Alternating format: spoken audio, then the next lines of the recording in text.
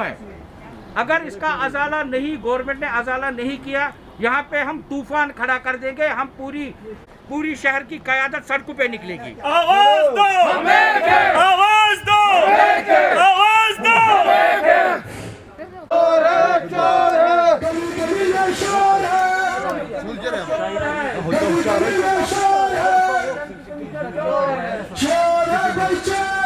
आप खोल दीजिए ना यहाँ पे।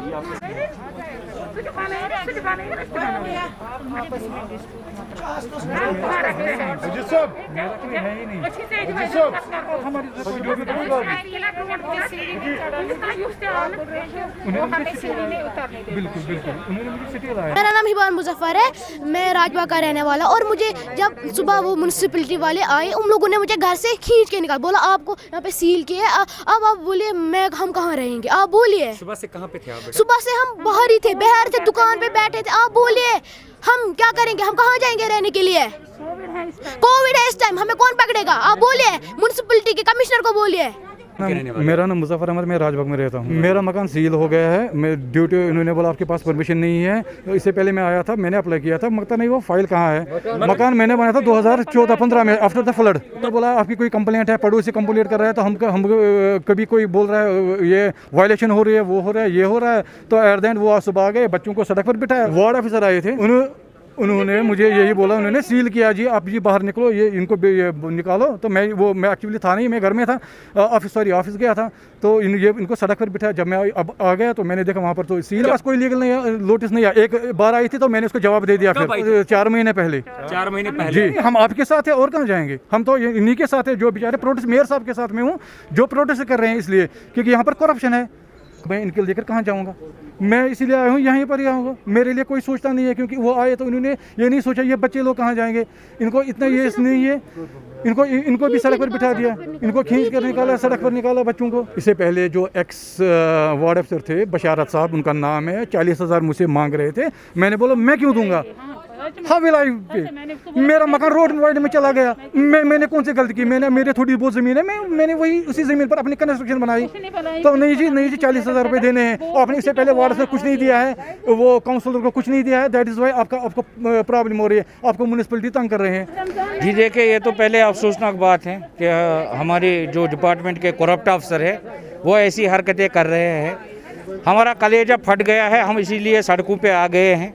ये लोग फिर कॉरपोरेशन को बदनाम करते हैं, कॉरपोरेटर्स को बदनाम करते हैं। आप आपने देखा ये शख्स, हम तो यहाँ पे बैठे थे प्रोटेस्ट पे, एक शख्स यहाँ पे आया बच्चे लेके, इनको घर से निकाला गया है इसलिए कि इन्होंने यहाँ पे परमिशन के लिए अप्लाई किया था 2 साल पहले। कह रहा हूँ इन्होंने परमिशन के लिए अप्लाई किया था और आप देखिए अभी तक भी इनका परमिशन नहीं हुआ।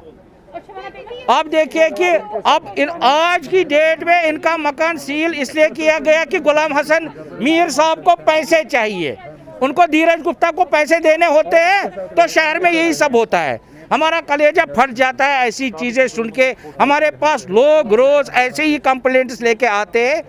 अगर हम किसको कहें, हमने कई बार हायर अथॉरिटी से रुजू किया, लिखा इनके खिलाफ ये करप्ट प्रैक्टिस यहाँ पे कर रहे हैं और हमारी क्रेडिबिलिटी पे सवालिया निशान उठ रहा है। अब हम यही चाहते हैं कि गवर्नमेंट जल्द से जल्द इस चीज़ का अजाला करे, नहीं तो सड़कों पे लोगों का तूफान उभरेगा। इसीलिए तो बैठे हैं हम आज यहाँ पे। इनसे किसी ने 40,000 मांगे। दूसरी बात मुझे बताइए, 2016 में इन्हें परमिशन के लिए अप्लाई किया है। आपके अहबाब होंगे, आपका घर होगा, आपको 6 साल परमिशन नहीं मिलेगी, आप क्या करेंगे? इनने पलस्तर किया है क्योंकि 6 साल पलस्तर की परमिशन नहीं मिली। इनका कहना है कि वो फाइल ऊपर से वापस ही नहीं आई। हमारे पास, मुझे रोना आता है ये कहते कहते, हमारे पास हर दिन ऐसे 10-10, 20-20 केस आते हैं, इसलिए आज हम सड़क पे बैठे हैं। लेकिन धीरज गुप्ता जी को कहाँ बोलेंगे? उस पागल जॉइंट कमिश्नर को कहाँ बोलेंगे कि ये बच्चे कहाँ जाएंगे? शहर के सरमायादारों को वहीं छोड़ दिया, इन बच्चों को बेघर कर दिया, इस बहन को बेघर कर दिया है।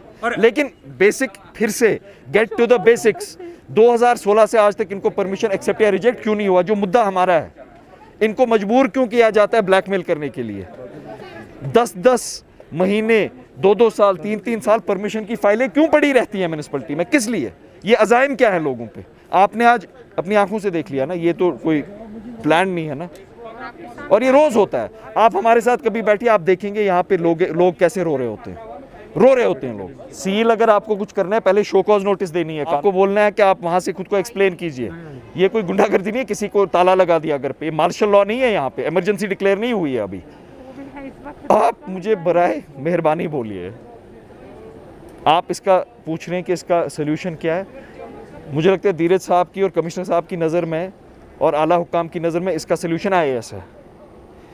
एक इम्तिहान पास करना आपको लोगों पे जुल्म करने का कोई इख्तियार तो नहीं देता है। सर्टिफिकेट मिल जाती है। सर्टिफिकेट है, ये कोई सर्टिफिकेट है लोगों पे जुल्म करें? कहाँ जाएंगे ये बच्चे कोविड में? धीरज साहब के घर जाएंगे? कहाँ जाएंगे? अगर कल हम ये बोले ना कि इस शहर के सारे लोग जिनको इस अफसर ने सताया यहाँ जमा हो जाए, मैं आपको वसूख से कहता हूँ यहाँ पे बैठने की जगह नहीं होगी। लेकिन हम कोविड में वो करना नहीं चाहते हैं। लेकिन अब नोटा नोटी चल रही है। हिज एक्सेलेंसी मिस्टर धीरज गुप्ता को चिट्ठी लिखी है हिज एक्सेलेंसी कमिश्नर साहब ने, वहाँ से वापस नोट आएगा, चिट्ठी आएगी, तब तक लोग बेघर भी होंगे, रोएंगे भी, उनको एक्सटॉर्शन भी किया जाएगा, ब्लैकमेल भी होंगे। नोटा नोटी चल रही है IAS की, 70 साल से चल रही है और चल रही है।